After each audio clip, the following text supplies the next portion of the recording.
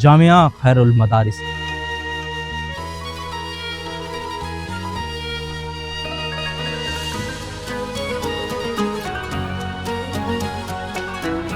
जामिया खैरुल मदारिस जलंधर भारत के अंदर 1831 में कायम किया गया और जब पाकिस्तान आज़ाद हुआ तो 1947 में मुल्तान पाकिस्तान के अंदर जामिया खैरुल मदारिस की बुनियाद रखी गई। जब से पाकिस्तान आज़ाद हुआ है उसके बाद से हज़ारों की तादाद में तलबा कराम जामिया खैरुल मदारिस से दीन इस्लाम की तालीमात ले चुके हैं और ले रहे हैं। नाज़रीन, मेरे अक़ब में जो 4 मंजिला इमारत दिखाई दे रही है जामिया खैरुल मदारिस का दारुल कुरान करीम है।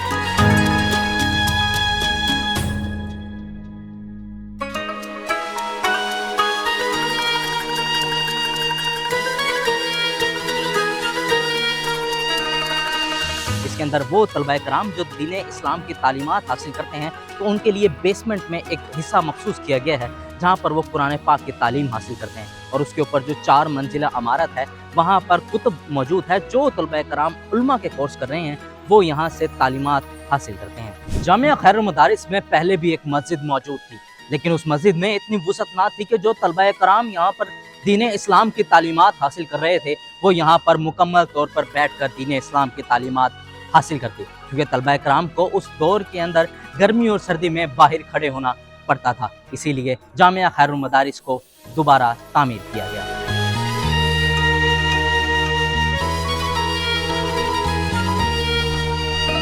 जामिया खैरुल मदारिस की खास बात यह है कि इसमें बैक वक्त 7000 से ज़ायद लोग नमाज अदा कर सकते हैं और जामिया खैरुल मदारिस में बैक वक्त 200 से ज़ायद लोग वज़ू कर सकते हैं। सैकड़ों की तादाद में उस्ताज़ा कराम का मालिक जामिया खैरुल मदारिस में इस वक्त भी 1000 से ज़ायद तलबा कराम इस्लाम की तालीमात हासिल कर रहे हैं। जामिया खैरुल मदारिस की तामीरात का काम तकरीबन मुकम्मल हो चुका है और अब तक जामिया खैरुल मदारिस पर 35 करोड़ की लागत से ज़ायद की रकम लग चुकी है, लेकिन अब भी जामिया खैरुल मदारिस की फिनिशिंग के कुछ मामलात बाकी हैं। जामिया खैरुल मदारिस को लाहौर के आर्किटेक्ट से डिज़ाइन करवाया गया और जामिया खैरुल मदारिस में जो नीले रंग की टाइलें लगी हुई हैं ये मुल्तान के सूफीनिज़म की सकाफत और मुल्तान की तारीख को उजागर करता है, क्योंकि जामिया खैरुल मदारिस मुल्तान के अंदर मौजूद है और ये मुल्तान की एक कदीम जो सकाफत